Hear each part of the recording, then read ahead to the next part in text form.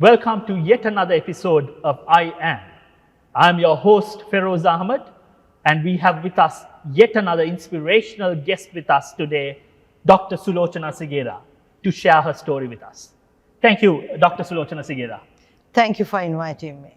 So to start off with, let me put you in a bit of spot. Who is Dr. Sulochana Sigera? How would you describe yourself? Oh, okay. I would say a simple lady who made her passion her vision. Nice. How would you differentiate yourself? What defines you? My values. And would you care to explain what those are?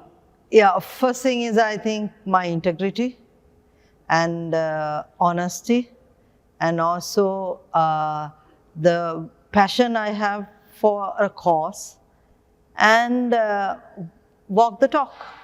Honesty, integrity, passion, and walking the talk. Yeah. So with these four values that you mentioned, how did your journey start in what you're doing at the moment? It's I would say it's more than a journey, it was my life. So as a young girl, I didn't know about careers or anything, but I wanted to be employed. Not for anything, I wanted to dress nicely and go for work, because our age, we didn't had any of these parties or teas or anything, right?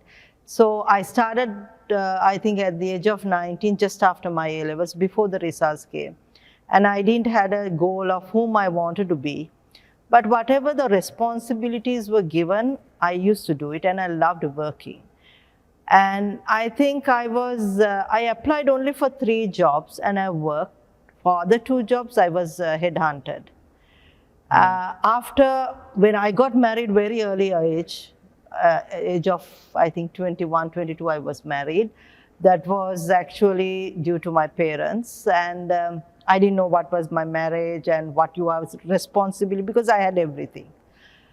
But after my marriage, and it didn't work it out the way I wanted it. So by age of 26, 27, when I became single mom, then only everything I would say everything came to a spot that I wanted to know who I want and what I'm going to do with my life. So I actually gave my resignation to a multinational company where I was paid very well without a job. Then I started doing my own thing, which was my consultancy and training. But with that, I realized that even though I was having a comfortable life before, it's not easy. So then I thought, when I was started my own thing, there was nothing like, you didn't have mentors at that time, you didn't have entrepreneurship programs and startups or anything. So I started everything, I would say basically learning on my own and also making silly mistakes. But that was the starting of my business, where the consultancy of training went very well. Then I got into things that I never thought I'm going to step in. And then I realized as a woman, it's not easy to do a business. It's not easy in a society when you are a single woman and you're young and divorced. It's like people look at you in a wrong eye. There's a social stigma. There's a social stigma. And that made me to realize that I had my background which was favor on me, but many doesn't have that background. So that's how I started Women in Management, with a passion for people like me to find their own destiny. And that made a business for me. Interesting. You touched on few interesting points: mentorship, success, failure. What was the turning point in your career, or in the path that you have currently undertaken? So the turning point is whenever I said I was doing good training, corporate training came to me. But what I realized was whenever I go a training, I was very young, and now I have put on, but I had a very good figure. The attraction for my training was not my content, but me being single and young. Right, and also I felt that many people approached me in a wrong way, but I was able to say no because I had my reasons. And the turning point was when I realized that the women need to find their own, I would say, own path.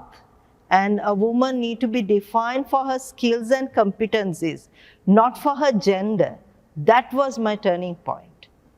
I suppose you have indirectly answered my next question, which was, have you felt harassment? Have you been discriminated? What is your message to the thousands of women who are undergoing this unfortunate treatment, discrimination because of their gender, harassment in their jobs? What is the message that you would like to give them? So I have to say, when I was working for corporate, I never felt harassed or anything because I never knew what was harassment, right? But when you know things, you feel it's a harassment. So it's just you have to define your own self, and you have to have your own self of values also, and you should be able to say no. So I made that, I think without knowing what is harassment, I was able to say no. And I stood for myself. So I didn't know that when I was standing for myself, I'm standing for many of the women, but I stood for myself. And the harassment is not just, someone asking you or someone passing something on you. Harassment is when you feel you're uncomfortable. Walk out. And I'm a woman who walked out having 2 kids without a job and a single mom. I didn't have a business. I didn't have family business or anything. I left just trusting my own qualification and competencies and thinking I can start something without the help of anyone. So I did that. So I always say, if you're uncomfortable with your career, walk out. If you trust yourself, you can find a job. So you have to stand for yourself, and you should be able to say no. And that's, I think a lot of women doesn't want to say no, and they feel that they will lose a job. And they feel uncomfortable to say no to someone. I said, you should be able to say no, because you have to have your own, I would say, own rules to protect yourself. No one is going to protect you unless you start protecting and respecting your own self. So let's talk about your success. When did you first realize that you were going to be a success? I never felt I'm going to be a success, but I felt I'll be going to be happy. Because I have realized that many of our people think success is about position, success about the money you are going to get. But my success is that I can sleep without guilt. That is my success. And when I feel success is, when I feel success is, when someone whom I have mentored and they are doing good, then I feel I'm success. And when I see my kids are doing good, I feel I'm successful. The success for me is not just something material things can bring me. Success is the satisfaction that gets me into my heart and feel you did good and you are happy. That's my success. So if you can describe in one word on your success and your journey, what is that one word you would use? I would say passion. That's my success. I suppose a lot of people only talk about success.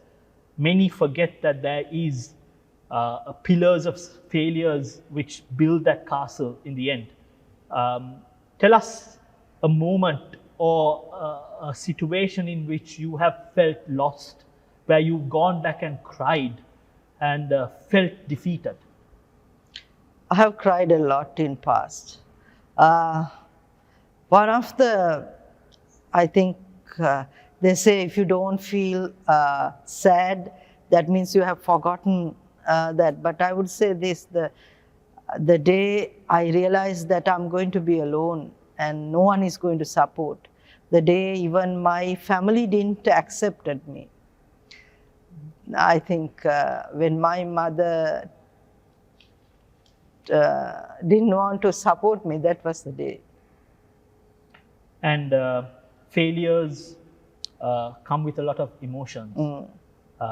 And how do you, or how did you overcome that emotional passage in your life? And how did you, and what's your message to those who are undergoing the same emotions that you felt that particular day? So I think when you are rejected, when people don't believe in you, it's time that I think what I went through, I don't want anyone to go through, and I know a lot of people go through. What I wanted to tell is the world may, even your mother or even your father can reject you, but the day you reject yourself is the day you are going to lose yourself. So believe in you, believe that you have you, that's enough for you. And then everything will come to, I would say everyone will come one day for you. I think that happened to me. When I was left alone, there was no one. But when they realized the mistake they did, they all were with me now. But that is still there. So that's a wonderful message where the only time you feel defeated is when you yourself accepts that defeat. I think that's a wonderful message that you shared with us. And I'm sure our viewers will value this and cherish what you've shared. Let me turn the tables and make it a lot lighter. Tell us a moment of joy you have felt. When was it? That's when my 2 kids were born. Lovely. That was the most joyous thing in my life. And in terms of fear, what do you fear in your life? You're a very successful woman, but I'm sure you have your insecurities as well. Yes, my fear is that people knows me who I am. People wanted me to be perfect, which I always say I'm not perfect. My fear is that they will accept the same to be my kids. They wanted my kids to be like Sulochana. I don't want them to be like Sulochana. I want them to be themselves, not Sulochana at all. And create their own destiny. Create their own destiny. So let me fast track and fast forward to a state in which you're willing to share your values, your success with your grandchildren. And if you want to shape them, their lives, what would be the advice you would give your grandchildren? Be themselves. Don't try to be someone else. And I would say them to make more mistakes, because mistakes made who you are, and mistakes are, in our era, mistakes were not allowed. So I want them to make mistakes, because mistakes will make their success. Provided that you learn from your mistakes. Yes. Which brings me to another passage in your career. If you're given a chance to look back in your career, and if you have that opportunity to know that you will not make mistakes, would you accept it? No. Why do you say that? Because I think whatever the mistakes I may have made in my career, so I started as a chartered secretary, then I end up in human resource development, because I was a person who wanted to do everything, who wanted to learn. I never said no when someone gave me a responsibility. I think I will not want to fast track and say, okay, I given a chance, I'm not going to do that. I will do it again, because those were the mistakes who made Sulochana, who made this business, who made who I am today, because that's careers gave me experience. Do you have any regrets? Not at all. So moving on, how does you shape your day-to-day activities? How do you go about your week? How do you plan yourself? I don't plan myself, but I take one day at a time. I start my day by 3:30 a.m. It has been for last 22 years I've been So you're an early starter? Yeah, I'm an early starter. And I think what I do is I plan myself according to what I'm responsible for doing it. So my life has been, I've been living for my kids. I had never lived for myself after what happened to me, right? So I always said, I'm living for my kids. Now my kids are not kids anymore. They are young youth. So I'm trying to shape up myself to live my life for myself now. So I have been, my day has been just take one day at a time and be happy. And I do things which is for my business, and I ensure I do one thing for myself also now. Nice. So you spoke about shaping the careers, the future of women. You spoke about children. Do you look up to any specific or particular mentor in your life, or do you have any mentors in your life? I do have. Can you explain a bit about that Yeah. person? So, what I actually, he's no more. He was my father. I think why I looked up for him was he was the only one who understood me. But I never understood him. But after he passed away, only I realized what he was telling me. So that's someone I still look up, and I still read his article to realize that I'm really doing what he was writing those days. But the other person I look up for is my daughter, because I think I have a lot to learn from the young generation than the other people. So the way they think about life, the way that they don't judge people, right? The young generation never judge people. So I actually learn from my daughter as a mentor. And also I think I learned a lot from the people I meet in rural areas who has a lot of issues, but they smile. So I'm learning from, I think my mentors are different kind of. One is someone who has passed away, that my father. Someone is very young, who's just 21 years, that is my daughter. And others are from the rural women. Interesting. And life is a lifelong learning. So you never stop learning, and Yeah. you never stop being inspired. What are the characteristics of a successful person in your view? I think being humble, and also if someone is success, I will look up for them, and who is ready to uh, give back, who's ready to give back. It's not just taking. And also success for me is someone who has left a legend, like, you know, someone has gone, but ensure that there are so many people who are using her passion, or someone who's actually sitting on that CEO chair. I think that is a success. A lot of people doesn't want someone to be a successor for someone. I think your success depends on if you have given so much of opportunities for people. And also someone, for me the success is if someone is smiling, if someone is doing good because of you, that is a success for you. So what would you like to be remembered for? I would like to remember it for the empathy I had for people, and also for something that someone like who never gave up in life, because I had so much of reason to give up my life, but I never gave up.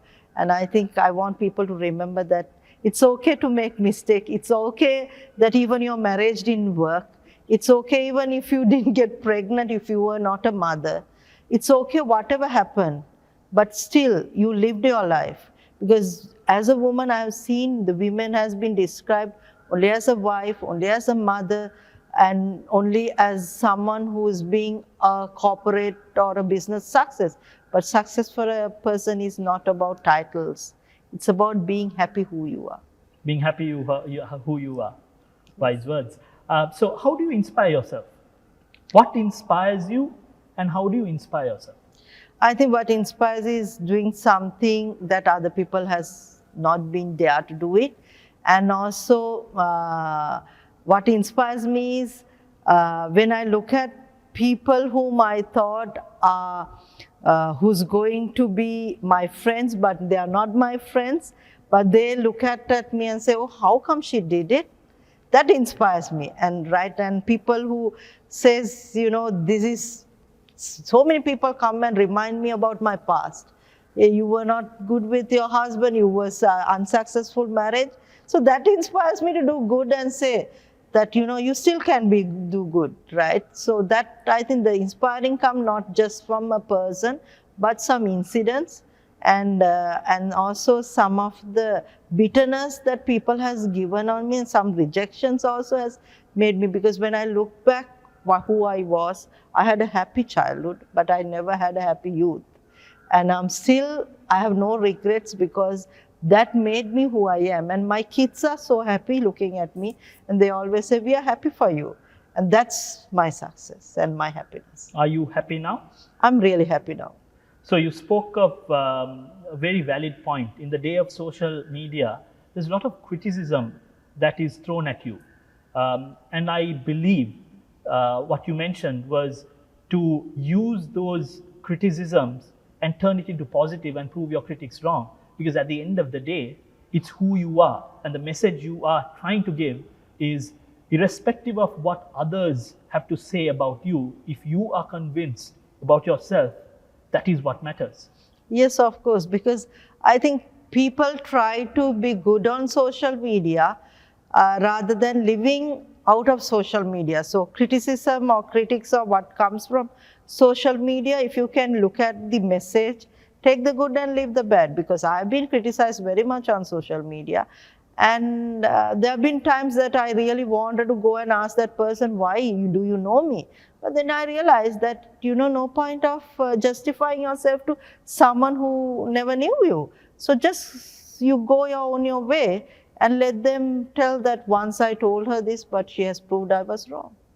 So you mentioned about the failures, the obstacles you had, and your successes.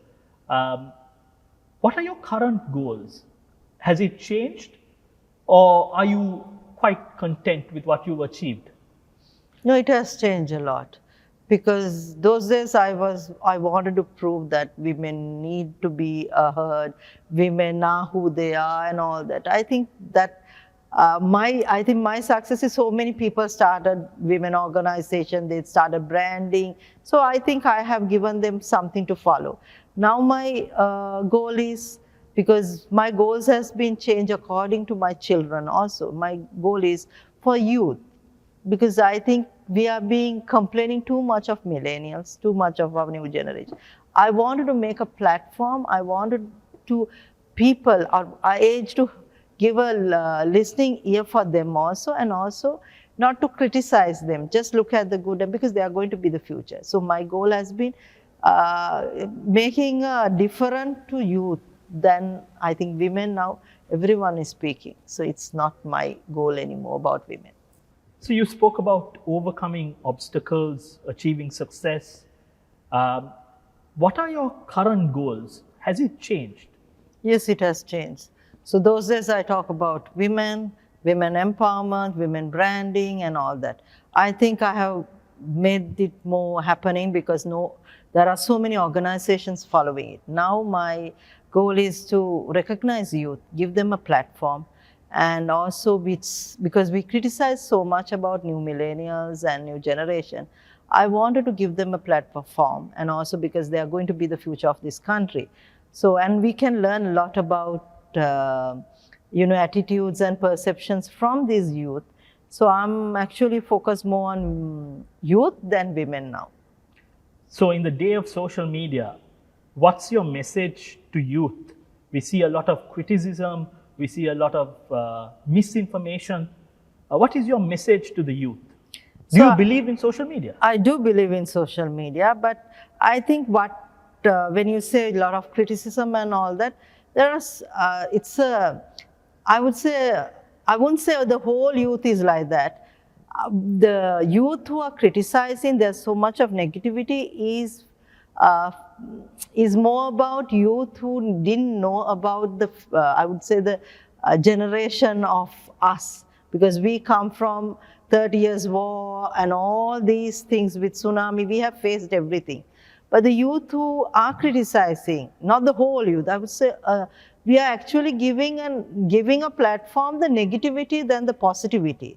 But there are a lot of positive youth out there who are looking for a platform to talk about positive things, to talk about their future. We are not giving a platform, because we tend to talk about the negativity of the youth than the positivity. So I would say for youth, don't wait for a platform to create for you. Find your own platform and be unique. You don't need to follow someone, because a lot of, I think the social media is how many followers you're going to have, right? How many comments. There can be so much of followers. There can be so much of comments. But who's going to look up for you? That matters. And what is your brand? That matters. And your brand matters to you, not to others. So I think the youth there are brave youth who's ready to accept that. Thank you. So let's talk about the brand Dr. Sulochana Sigera. And you spoke about positive mindset. Is there anything that you do on a daily basis to have that positivity? And if so, can you explain how you maintain positivity despite all the challenges? So the positivity is not just attitude, right? You cannot be positive every day. It's about unlearning and learning, and it's about what your subconscious is giving to your mind. So I have learned to unlearn a lot of negativity in my life, because always remember, I'm coming from with baggages, a lot of negativity. So I have learned to unlearn those, and I have been able to give my subconscious a lot of positivity, look at things in a beautiful way. So that I remind my start. I told you I start there at 3:30 a.m. So 3:30 a.m. is something. When I get up, I say thank you for this life, because I've been blessed with another day, and I'm blessed to see my children another day. So that's where the positivity starts. And also I thank for the people who has given in my life. I have got some beautiful people in my life. So I thank for them. And I also thank for my struggles, because struggles may give me opportunities to look at life in a different way. That is what has actually given me the positivity of living the life. And also, I have never started blaming people for my mistakes. I used to do, but I have stopped that. So I have started taking accountability of my own behavior and my own attitude. So I think that's called positivity for me. So you've touched many lives, and you continue to touch many lives. Uh, how do you motivate your team? You can be positive, you can have that mindset, but the rest are not like you. How do you motivate them, and what drives them? So I used to believe that motivation is about giving a speech, putting a statement and all that. But when I speak to my people, they said the motivation is how you live your life. So its motivation is I share my stories with them. Especially when I go to rural, they come and say husband has left and all that. Then I tell my story. Then they look up and say, you are coming from Colombo. Because even though I come from Colombo, I was not from a very rich family. I was a middle earning family. So I tell them the story of mine. And also, even with my members, I always say, look at me. And I have so much of single mothers as members. And I tell them single mother is it's not just because you're not having a husband. There are so many women has that marriage certificate, but still living as single moms. So it's depend on your mindset. It depends on how you react and act. So that is the two ways. And I think a lot of people get motivated, not the way I speak, the way I live. I think that's how. That's a nice perspective. A lot of people believe motivation is about giving speeches, but little do they know that it's the life that you live that itself can inspire a lot of people. Thank you for sharing your experience, Dr. Sigera. In the current context, there is COVID. There's a lot of what I would say negativity, a lot of deaths. In this current situation, how do you think we should cope in this context? And is there life beyond this COVID situation? COVID is going to be there. You have to live with the COVID. And I think the Sri Lanka, what I see is, sadly, we think government can take away the COVID. Government cannot do anything. It's us. We are responsible for our lives. So we have to learn to live with COVID. We have to find our own self of some disciplines. And also, if someone gets it, just accept and help.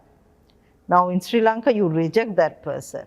And also, I think one of the main thing I have to say, there are a lot of myths. So don't go behind myths. Believe that the positivity matters, mental health matters, and also no one can help you with your life. Only you can help. No one can wear a mask for you, right? One can wash a hand for yourself. So you can do it. So do your responsibilities for you, so that your family will be safe.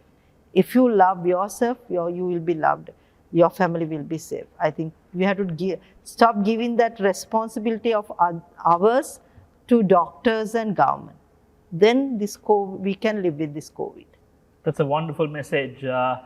And our final question, what is your future post-COVID? Where do you see yourself in the next few years?